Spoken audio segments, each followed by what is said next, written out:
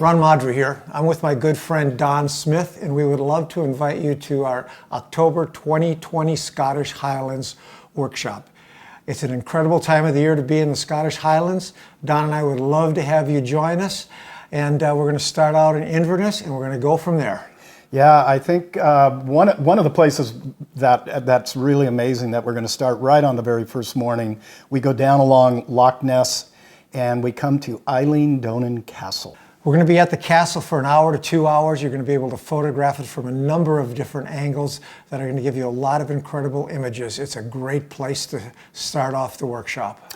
Yeah, and actually we're going to bring them back a night or two later, and we do a night shoot there also, which is was really kind of turned out to be one of the many highlights of the trip and the workshop.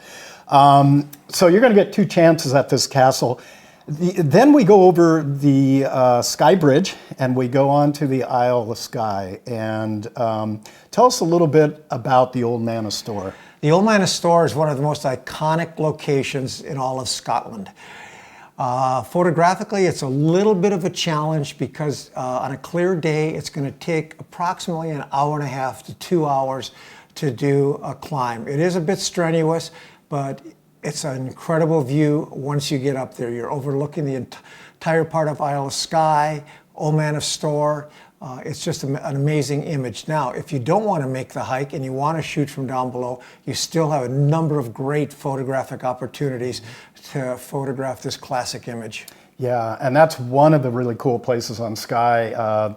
The next day we take them to another one that I really love called the Fairy Pools.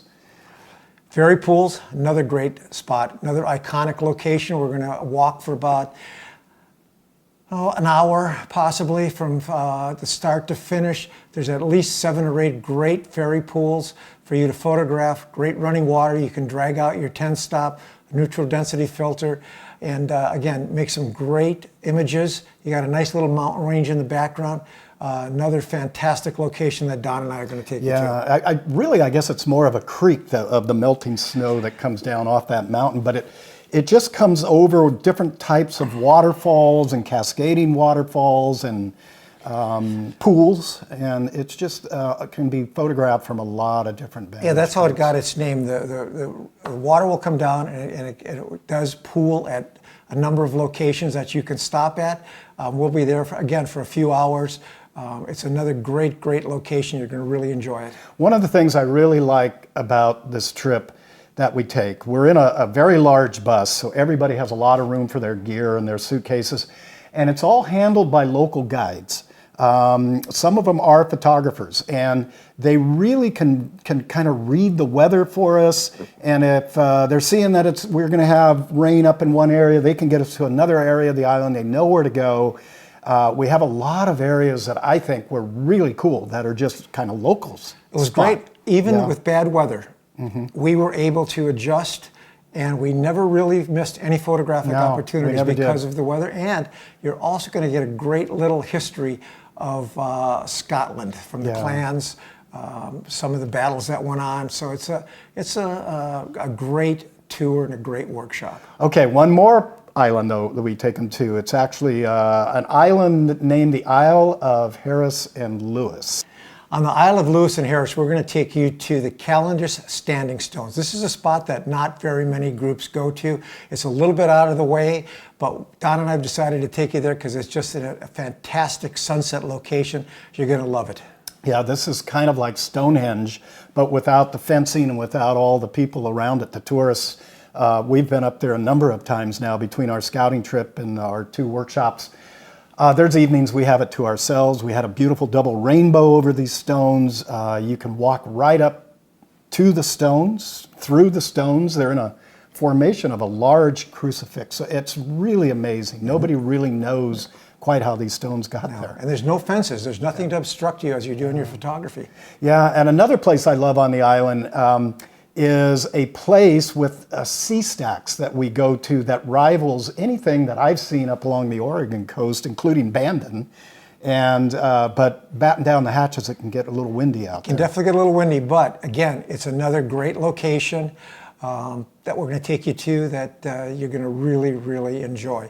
And along the way, we're going to give you something that everybody seems to want to get photographically, and that is the Scottish Highland Cow. Yeah, we didn't know how important those cows were We did until not. these last two workshops, but they are kind of funky, cool looking cows, and we will see them, and especially on Skye. I don't think so much on Harris and Lewis, but over on Skye we will see them. We do have these two white horses that are beautiful on Harris and Lewis that usually are out amongst the sand dunes down by Lukensteyer Beach, if I'm pronouncing that area correctly. That's another awesome location, and with these horses and mixing them into the shot. After we leave Lewis and Harris, we're going to bust down to Glencoe. Another fantastic location. There, we're going to take you to the famous Loch Ness. And with a little luck, you might get that shot of the Loch Ness Monster. Yeah, we stay at a beautiful place up through these mountains that we take, well, I believe it's 2 nights up in that area.